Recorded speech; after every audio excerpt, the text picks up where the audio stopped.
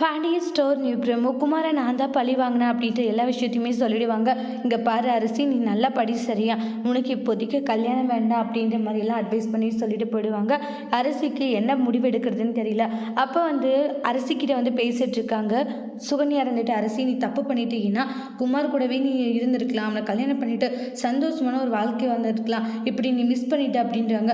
பேசாதுங்க சுகன்யத்தைன்றாங்க. எல்லாத்துக்கும் காரணம் நீங்கள் தான்றாங்க. நீங்கள் மட்டும் என்ன அன்றைக்கி வெளியே அனுப்பாத இருந்திருந்தா இவ்வளோ பிரச்சனை வந்திருக்காதுன்றாங்க. நான் உங்களை போட்டு கொடுக்கலன்னு சொல்லிட்டு சந்தோஷப்படுங்க. அதை விட்டு நான் போட்டு கொடுத்தேன்னு வச்சுக்கோங்களேன், உங்களுடைய நிலைமை என்ன ஆகும்னு உங்களுக்கு நல்லா தெரியும். என்ன இப்படி நீ பேசிட்டு இருக்க அரிசின்றாங்க. பின்ன வேற எப்படி பேசுவாங்கன்றாங்க. நீங்கள் சொல்லி சொல்லி நான் இப்படி மாறினதுக்கு காரணமே எல்லாத்துக்கும் காரணம் நீங்கள் தான்றாங்க. நான் இப்போ நீங்கள் பண்ண எல்லா விஷயத்தையும் வீட்டில் சொன்னால் என்ன நடக்கும்னு உங்களுக்கு நல்லாவே தெரியுன்றாங்க. அதனால் தேவையில்லாமல் என்கிட்ட அந்த குமாரை கல்யாணம் பண்ணிக்கோ அப்படி இப்படின்ட்டு ஏதாச்சும் பேசிட்டு இருந்தீங்க, கண்டிப்பாக இதுக்கு காரணமே நீங்கள் தான் அப்படின்னு நான் சொல்லிடுவேன். அதனால தயவு செஞ்சுங்கிறது போங்க அப்படின்னு சொல்லிட்டு அரிசி சுகன்யாவை ரொம்ப கோவமாக திட்டி விட்டு போயிடுவாங்க.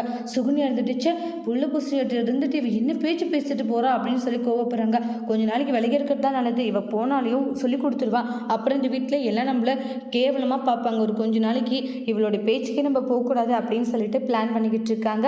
இதுக்கெல்லாம் காரணம் சுகன்யாவும் அப்படின்னு தெரிஞ்சா பாண்டியன் சுகன்யாவை என்ன செய்ய போகிறாங்க அப்படின்னு சொல்லிட்டு நெக்ஸ்ட் வீடியோவில் வெயிட் பண்ணி பார்க்கலாம்.